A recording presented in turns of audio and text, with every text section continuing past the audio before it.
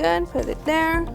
My name is Alicia De Leon, and I have been teaching 5 years. This is my 5th year teaching here in San Benito. I had one of the best 4th grade teachers, and I remember just looking at her and wanting to be just like her. She loved what she did every day. She loved her job. She loved her kids. She would reward us. She would tell us, you know, you're special. You're gonna do something one day. You're awesome. And I just remember wanting to be like that. And I went to college. I didn't even think of any other occupation. Like, I was like, I'm gonna be a teacher. And that's what I did. And that's what I did.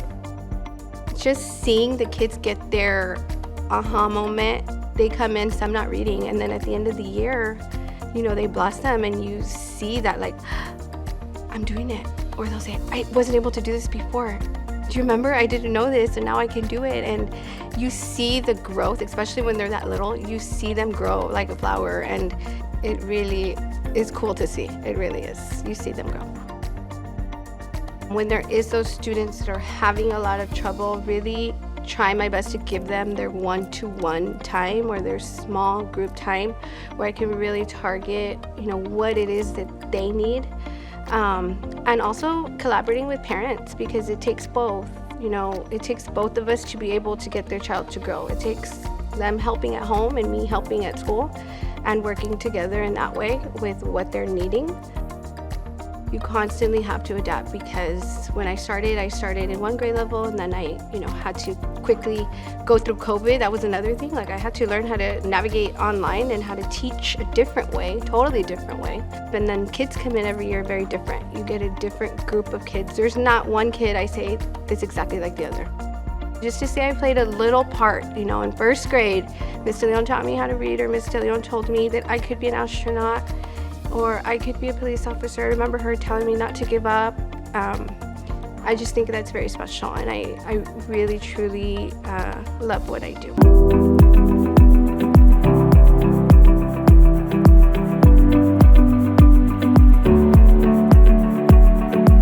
I teach because I really like to make a difference on my students' lives, and I want for them to become great leaders. That's one thing that keeps me moving forward to this profession. I've been very lucky when we have the seniors walk throughout at the end of the school year. I mean, it's always very rewarding to come and see you and come and actually go and look for you in the classroom. And, you know, they want to take pictures with you and stuff. So it is always very rewarding to see them come back to you, or you can just see them outside on the street. You know, I have a lot of students, you know, that you know, come and say hi to me, or they just take the time to stop by and say hi at the school. So they're very special. Okay, put your magic finger and find the letter that makes a sound. Originally, my husband, he encouraged me to try this profession. This was never in my mind, but you know, I tried it and I really enjoyed being a teacher. And I always told him that, you know, if I really enjoyed this profession, I will stay and continue. And 19 years going forward, I'm still here. So I really love teaching, and I encourage everyone that who's going through the teaching profession, this is for you. You'll find that right away your first year. We need to really understand and learn our student needs to be able to get to them. And there's always different ways to approach a student. Not everything works the same for all. So keep that in mind. My 2nd year, I started here, and I've been very thankful to this district. I mean, I'm very happy. I don't think I will move anywhere, and I really thank you know, all the administrations I've had throughout my years, because they've been very supportive again and always been there for us to accomplish everything we've had in the past. So thank you to San Benito Macy's for giving me this opportunity. I used to work for the USDA in West Laco, Texas. My background is agriculture engineering. I was in a research station. So then, due to 9/11, the war with Iraq, then the research station closed, and they were going to relocate me to another station in a different state.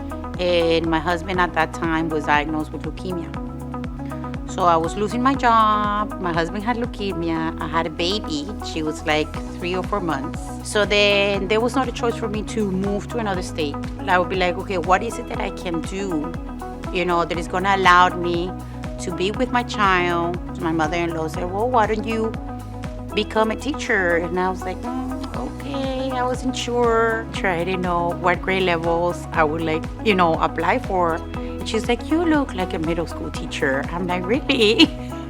I guess it has a, como dicen, je ne sais quoi. I have a daughter, she's 14 years old. I adore her.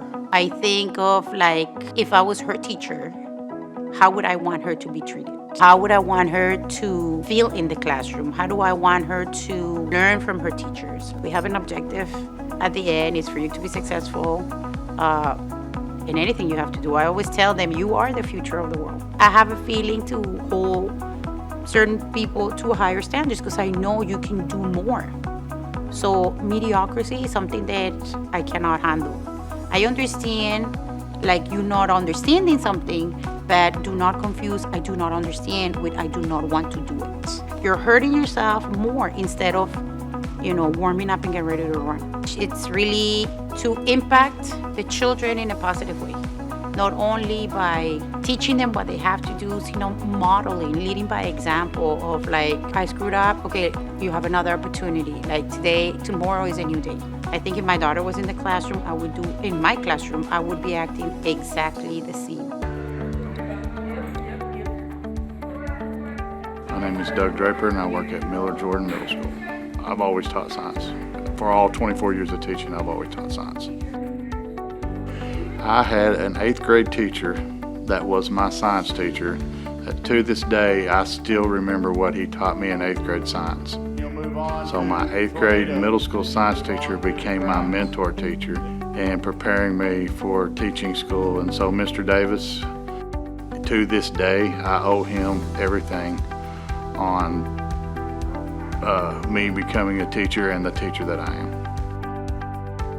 I think challenging teaching right now is to make sure you catch all the kids in your classroom. Every one of them, make sure that they have the knowledge that they need and the skills that they need to move on to the next level or whatever their next level is. I love to watch the aha moment that they get it right. They put in the work to succeed and to get the concept and to succeed in that concept, and their face lights up and they get the aha moment, and you hear the words that you love to hear as a teacher is, I got it. And that is exactly a reward that you'll always have, is when that face lights up, that aha moment. You are giving them the skills that they need, all students, the skills that they need to be able to succeed, every student that you have in your classroom. So I had one kid that was my B team quarterback. A few years later, I'm watching TV. He's now the starting pitcher of the California Angels. I thought that was really cool. Really, really cool. First one. It's my first player that ever made it to the pros. So the biggest reward, of course, is going to be student success for me. I think just being successful students, successful citizens of our environments, successful people is also an important attribute that they should have. That's rewarding to me. I think one of the main things that a teacher needs, or one of the main skills, is compassion.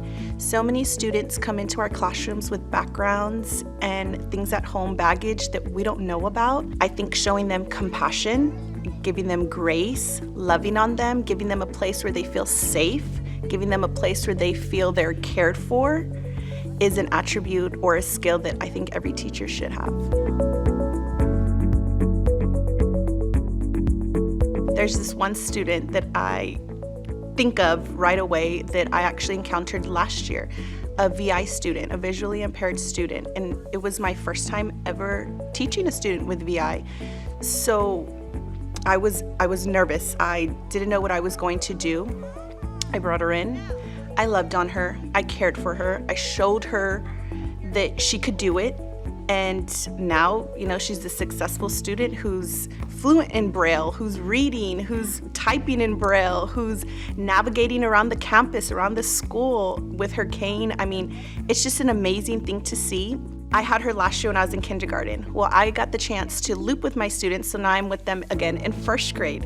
So just seeing that growth from when she first entered my classroom as this timid little girl to now this girl that shines, that's loud, that's not afraid. She's not afraid to take risks. She's not afraid to learn. She's not afraid. Yes, academically is important, but giving her that courage and that confidence to just live and to be great at everything is top of the line. But I want you to think about when it's inside the egg, they go on your eyes. I see right now education initially being almost like a big daycare, but the importance of education, I think we need to really bring back.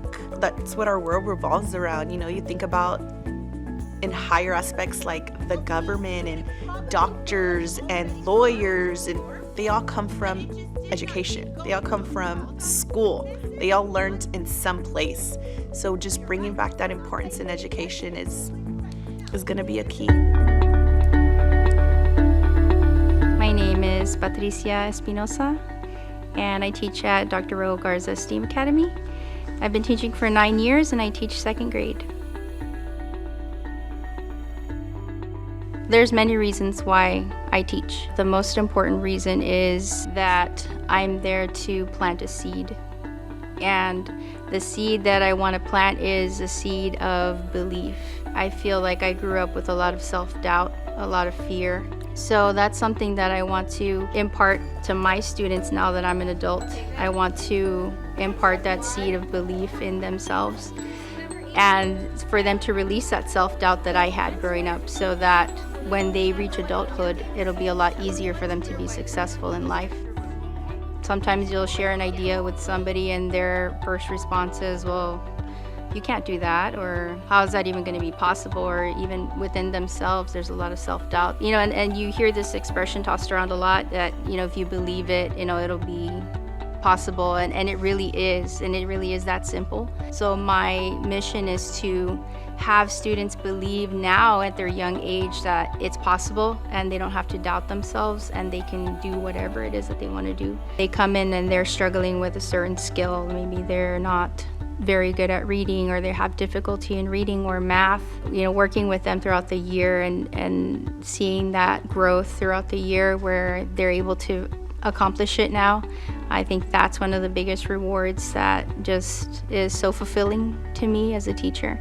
When you're able to impact a life that's just starting out, and knowing that you touch them in a way where they're going to carry that into adulthood and you'll be part of their journey, I think that's what motivates me to keep going and to continue teaching.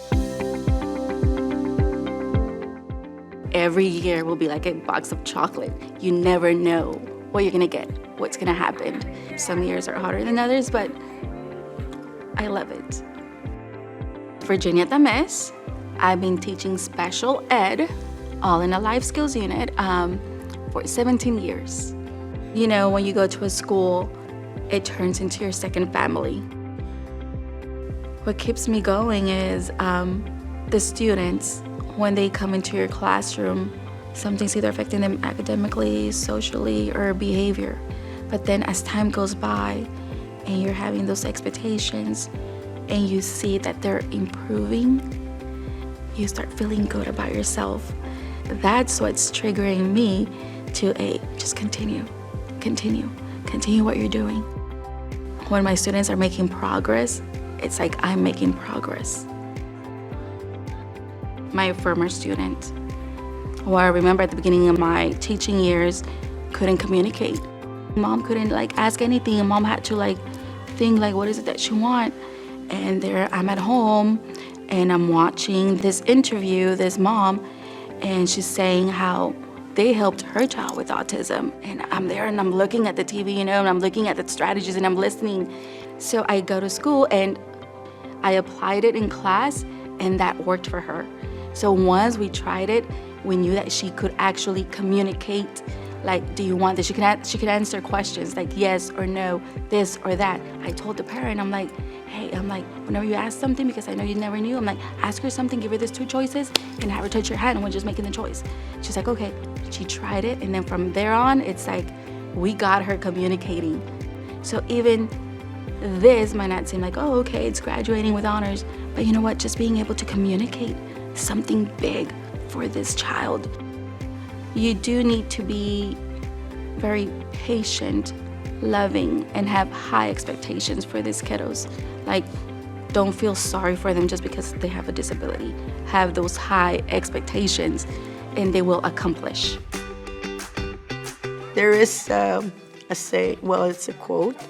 It says, teacher has 3 loves: the love of learning, the love of learners, and bringing the 2 loves together. That's from Scott Hayden. I love that one because it's me. That's what I like. Love learning, and I love my learners. And then bringing them together, that's my job. That's my passion. Bringing those 2 together. Swiftly.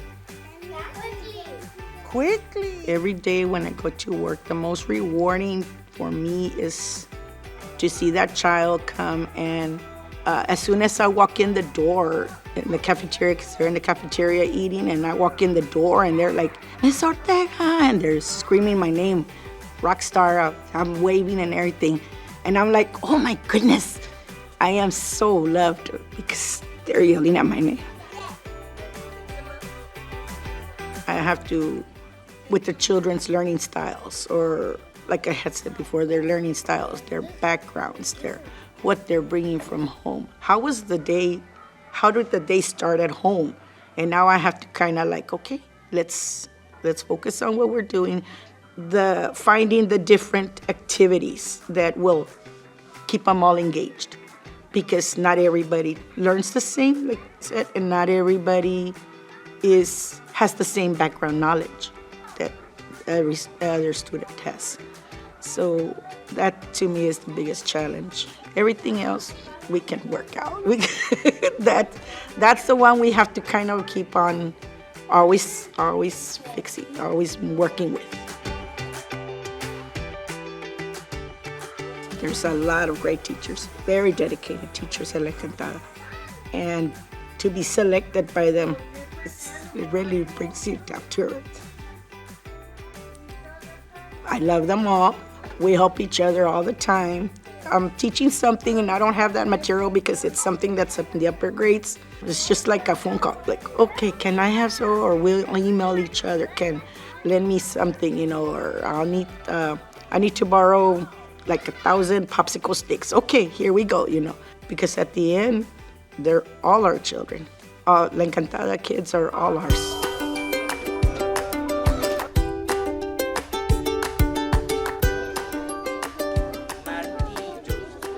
I've been teaching for 11 years, and I was given the opportunity to start my teaching career there at La Paloma. I work with pre-K students, and for most of them, it's the first time that they go to school, and to witness their growth and development is just priceless. It's amazing, and not only that, but I also get to experience groundbreaking moments, like seeing them write their names on their own. Those little ones are like little sponges. They learn a lot, and they get proud when they learn something new. As teachers, we need to adapt to the needs of our students, and that truly requires a lot of time, effort, and dedication. It's the love and the gratitude that I get from my students. Yes, maybe they won't tell you at the end of the year, thank you, teacher, for everything, but the signs of affection that I get from them throughout the year, it means a lot more to me. The time that I spend with them is so valuable for me, and those are moments that stay here in my heart and that I won't forget. You know how kids are like, sir, no puedo. But in our class, it's no se dice no puedo. Se dice, sí puedo, lo voy a intentar. And that short phrase makes a big difference on the students. we as teachers believe in our students, but they also have to believe in themselves. Last year was the year that my first class graduated, and then went back to the elementary, and you see them, they're teenagers, and they look at me and they remember me. I mean, that's something that's priceless, because you create that bond with them, and it's a bond that stays for life.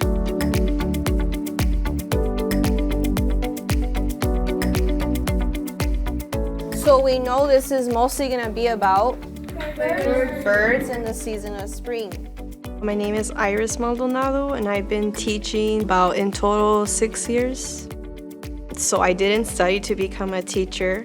And like they say, it's a calling, and I got picked up as a paraprofessional in a life skills classroom. And she was a special ed teacher, and she saw my demeanor and how I worked with the students. She gave me the confidence, I guess, in myself to pursue teaching.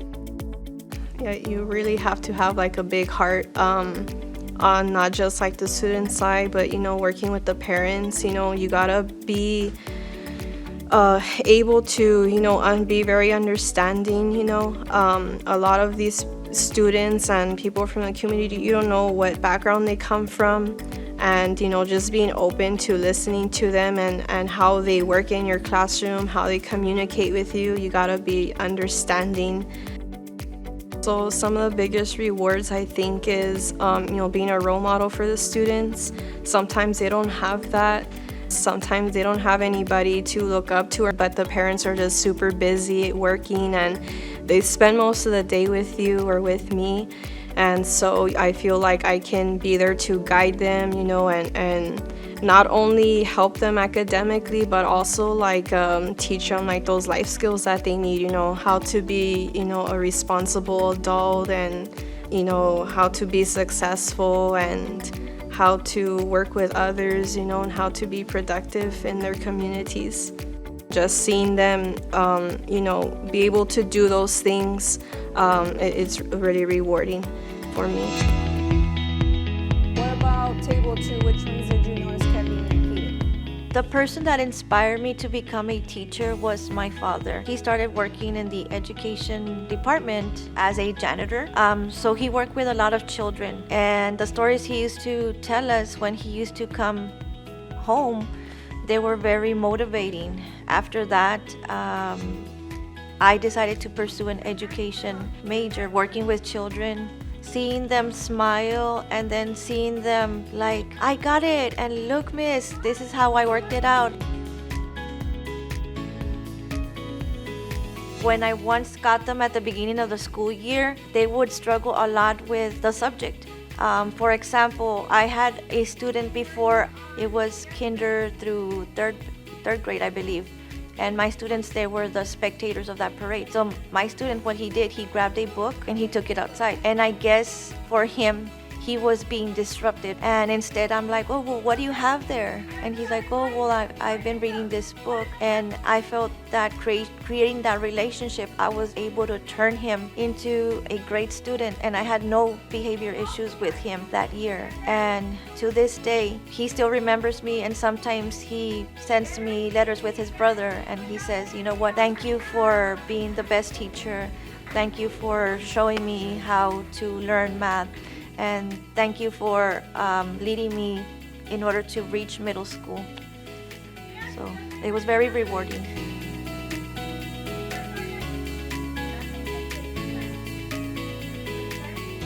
It feels wonderful. It feels wonderful, and sometimes I even get emotional of thinking of how I as a person am able to make such an impact on those students that they need a lot of reassurance, they need a lot of care, and they need a lot of just being overall understood. And as a teacher, I am very grateful to be part of their lives.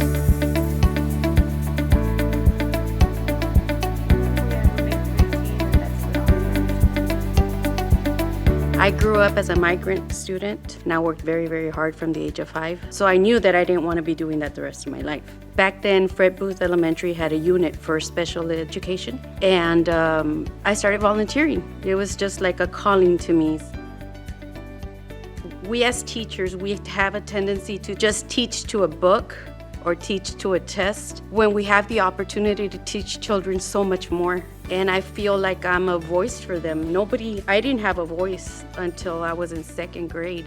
And of course, that was my second grade teacher, Mrs. Aiken, and then Mrs. Rosa Gonzalez in third.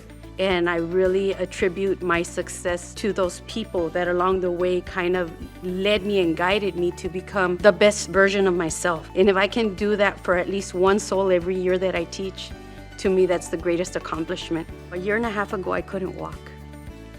I was out of work for a whole year. I didn't know which way my career was going. And I felt like I just couldn't do it anymore. But then you turn around and you see some of the product of these students that have graduated, or, you know, that I was with them from pre-K to 5th, and now I see them in high school and they're accomplishing so much. An example, I just came up to Canes about a week and a half ago too. And I'm driving, I'm not paying attention, I'm talking to my daughter. And as I pull up, I just hear, Coach Rojas, oh my God, Coach Rojas. And I'm like, oh God, calm down. And it's one of my ex-students from Riverside. I had gotten her number, so I text her, you know, keep me posted on your life. And she texts me back the sweetest thing. She said, oh, how I miss you. By far my favorite and the best coach I know.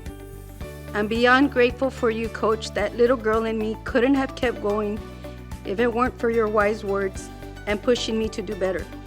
I'm going to college to be a teacher because of you. And that's it. It's all worth it.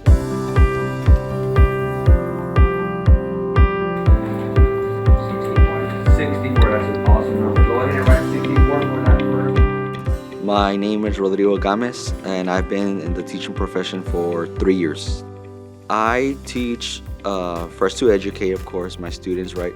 But as well to make an impact on their lives. With our struggling students, or what I do personally, you know, I have to get what we call one-to-one instruction with that student, set goals where they're attainable for that student. Once that student has that confidence, right, then I just go on and build more of his confidence, and usually that is enough.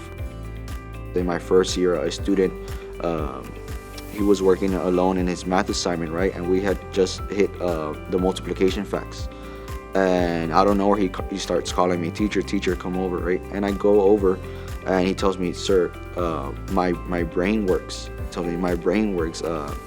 I'm not dumb, right? And that's his words. And he also finishes with, last year I couldn't do this, but now I can. This year I can. And you know, those moments I really appreciate. Those are the moments that really motivate me. Their success is my success. I can't have the success without them. There is no time to, you know, feel sorry for yourself, or you know what, the lesson didn't go as planned today. What am I gonna do? You already know what you're supposed to do right away.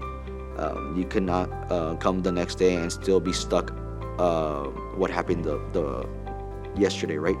We just have to get up and keep on moving. There's no time to feel sorry for ourselves. So I really think as teachers have to be resilient in this profession.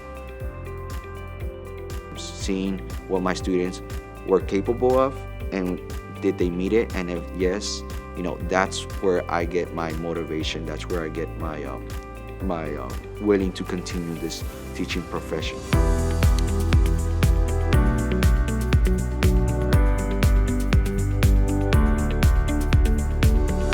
When I was younger, you know, I used to play teacher. I'd have my little stuffed animals, and back then it was a chalkboard. That's how old I am. We had a chalkboard and chalk, and I would just pretend to be a teacher. But seeing the teachers that really cared, went above and beyond, they'd make you feel special. And I think that's really what cemented that idea in my mind. I had started out as a paraprofessional. I did that for a little bit to kind of test the waters, and I worked with the special education department. Did that for 4 years, and I absolutely loved it. Like, I knew this is what I wanted to do. All right, who wants to come next? You create these relationships with your coworkers that it's more than just, you know, your coworker. They become family. I stepped away from the classroom a little bit, and I did RTI. So I felt that I missed it. So this year has been, it just kind of refreshed my soul, how they say. I know it sounds cliche, but I missed it so much, and I didn't realize like how happy I am now with the kids, and I had been missing that for 2 years. Seeing the kids when they finally understand, something that you've been trying to get them to learn all year, and then, when it's just that light bulb turns on, like, yes, I am doing what I'm supposed to be doing. Just thank you to everyone who's been a part of my journey so far. Like I said, the experience has been so great, but also so humbling, because we don't do it to be recognized. We do it because it's what we want to do. It's what we choose to do. It's what we love to do. What else? I truly, truly enjoy being a teacher. I cannot imagine myself doing anything else. And, just kind of knowing like, hey, they depend on me. They need me to get them to where they need to be. So that keeps me motivated. They make me want to be better.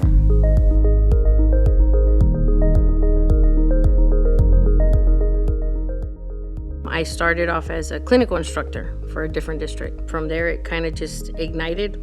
Got asked to become a teacher, certified in health science, so I did that. Then got asked to possibly try and challenge a test, so they asked me to challenge the special education test. I did that, passed it. So now I do special ed resource inclusion and content mastery. Currently the department head here at VMA. I also have a son that I had during the pandemic. I was born with Down syndrome. That kind of just made me want to go into special ed to help him. And I guess it's kind of like you get a calling to do that. And I guess I found my calling. I found my place where I'm supposed to belong. I love what I do. I love helping the kids. I love being there with them, trying to push them through all their obstacles, their challenges that they face, even in their home life. A lot of people think, oh no, I just have to be number one all the time. It's like, no, you don't. And you don't have to be the first one to finish either. Just take your time and you'll eventually get there. I'm still trying to get there. And I never thought I would get to the point where I'm at. Never in a million years did I ever think. I guess it just comes from being told as a student at a very young age, you're not gonna amount to anything. So it just kind of stuck with me, and it's like, well, you know what? I'll show you. I am. And I will. Not everybody knows what they're gonna do when they get out of high school. And like I tell them, you don't have to know exactly. Just kind of pick something. Pick your favorite things that you like. And we try them all out and see what happens. That's what I did. I expect the best out of them. I always set the expectations high, but you know what? They're gonna meet me there, because I don't start down here. I start up here. You're gonna have to meet me up here, because they can do it.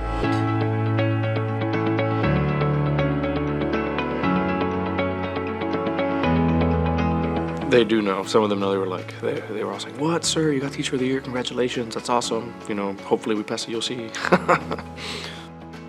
Why do I teach? The short answer is I like to help others, but the biggest thing for me is being able to see somebody progress. They're thinking, I'm never gonna get this, and then you get them to understand, and that feeling of fulfillment from helping somebody overcome a challenge. I let my students know from day one that it's okay to be wrong. Not everybody's gonna be right.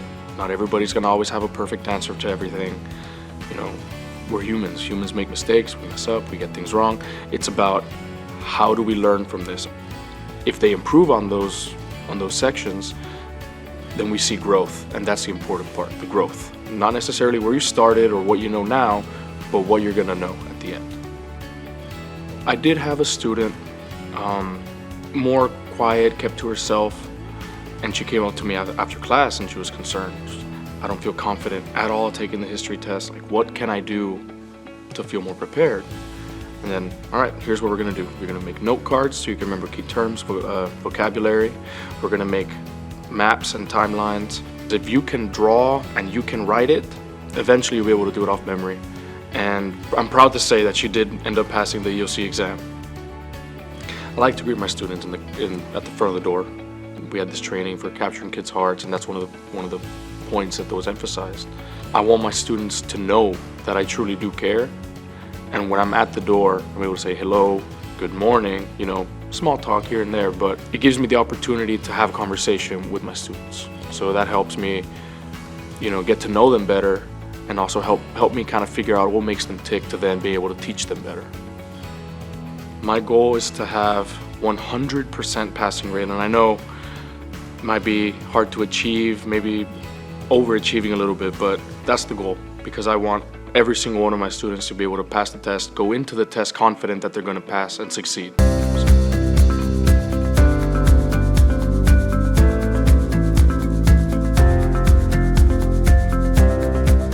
I love my teachers growing up, right? I saw them as role models. I was in all of them, whatever they did. And to me, they knew everything. So I wanted to be that person in the classroom that listened to students. I wanted to be that role model for other students. I always look at a student's shoes. I don't know if that's something that a lot of teachers do, but looking at their shoes says so much, right? So there was this individual in my class he had dressy shoes on every day to school, and you can tell they fit him very, very large. So because of that, I was able to approach him and let him know, hey buddy, are you okay? What's going on at home? And he shared with me, right, his home life. And that's where I was able to say, okay, I need to do something, right? I need to help this student. That's why I'm here. That's why I'm in the education field, to pinpoint who needs help, who probably needs an extra helping hand. So I guess that's one way that it's very rewarding, right? We were able to get the assistance that he and his family needed. There was a student. He was considered a troubled student, right? He had his outbursts, he had his moments. His mom called me one day and she told me, oh my God, I don't know what you're doing, that's helping him actually want to go to school. He actually tells me, Mom, my teacher's so understanding. That's when it hit me, okay, what I do, what I say impacts them so much, whether they want to come to school, whether they don't, right? What message they take to home and they deliver that to their parents or even their siblings. I feel like I can only plant the seed, and it's up to my students if they are able to water their seed, take care of it, right? And for me, it's okay, I try to teach you, again, it's okay to make mistakes, right? Just learn from them. They are worthy of learning, know that they are loved and they're cared for by their teachers, and hopefully they learn every little lesson there is in life. So I can just hope that goal will be able to go with them and they will be able to learn from it. I was born in Matamoros, so when I started school here in San Benito, I went to Landrum Elementary. I couldn't speak English. When I started school, it was very hard for me to be able to communicate with my teachers, with my friends. One teacher told me that I had to learn either to swim or I was going to sink. So I put it in my head that I was going to be that person that showed my kids how to swim and not how to sink. Since I start with my kids out in 6th grade and then I work with them in 7th grade and in 8th grade, I see them come in as students that are shorter than me, students that sometimes don't believe in themselves, and then I see them in 7th grade and in 8th grade, and when I get to 8th grade, they're taller than me, bigger than me, and I tell them, you came in and you were smaller than me. Leo, now you're bigger than me. Leo, you're capable of doing so much more than what you did back in 6th grade. And then when they start passing their classes and they're able to go on individually where they no longer need me and I can step away, I think that's the biggest accomplishment that I can get as a teacher, that they no longer need me. I had a student, she's now a senior and she will be graduating this year. Her mom still sends me pictures, she keeps me up to date. Just 3 weeks ago, she sent me her graduation portrait, and she puts in the back, because of you, I'm becoming a teacher. I expect to see you at my graduation. And the mom, when she got her jacket, she sent me a video of the jacket. When she turned 15, I got a picture. When she took her senior portraits, I got a picture. And she's going into teaching too. I'm happy to know that I had a little bit of a decision or an impact on her that she decided to go into teaching. There was a student that had never passed the STAR test in 3rd, 4th, 5th, 6th, and I had him in 8th grade. He was a resource student.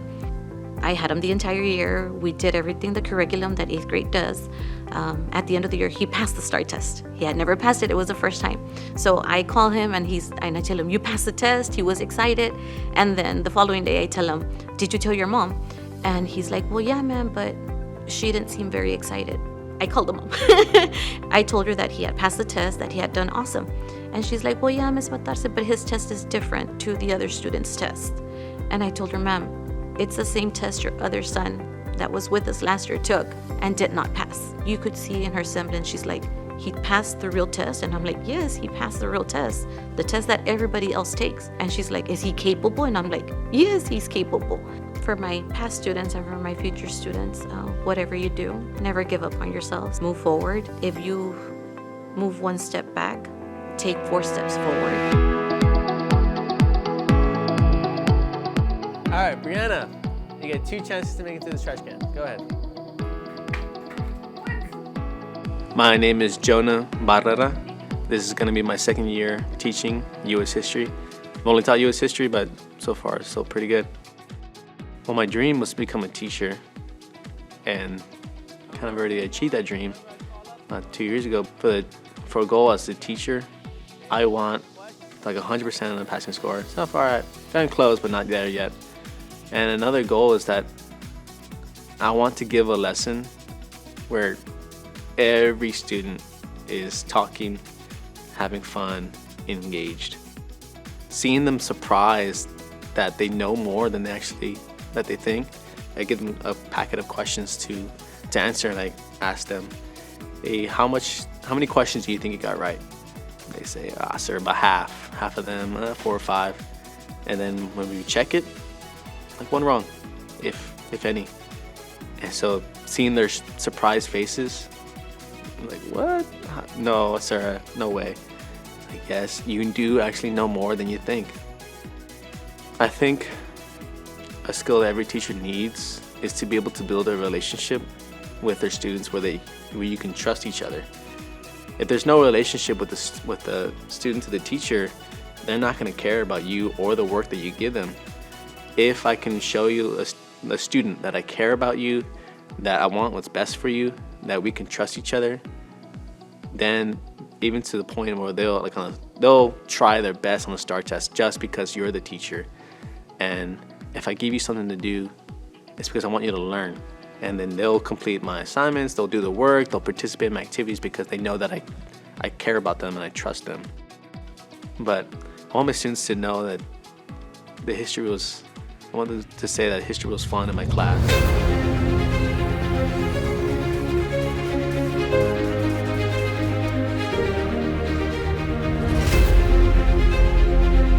I hope that they say she was tough, but she loved us. I'm a good disciplinarian, but I do love them. And I think that the way that I treat them, the way that I talk to them, they realize I'm doing what I do because I love them. I always tell them, I'm never ever gonna give you something to do for nothing. You're never gonna have an assignment that I'm not gonna look at. I'm gonna look at everything you do. But the other teacher throws them in the trash can. No, I will never do that. That's a terrible thing to do. Everything that I gave you to do is for a reason.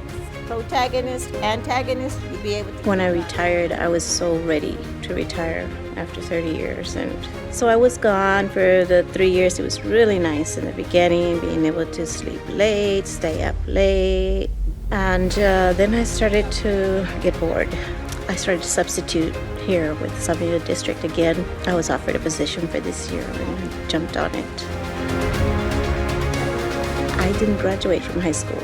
I was a 10th grade dropout and had a lot of trouble. I skipped a lot of school, did a lot of things I shouldn't have done. And so I left and lived a hard life, very hard life. I realized that I needed to do something with my life because I couldn't continue that way. It was not going to be a good life if I stayed the way that it was. So I went back to school. I got a degree in education because I know how important it is now. Even though I didn't like it at all when I was younger, I knew that that was what I had to do because I needed to let others know how important it is. All So I want people to realize you need to love each other. You need to have compassion, especially for these little kids. I say little kids because they're children. They're somebody's babies. Think about them as if they were yours. How would you want them to be treated? We need to love each other.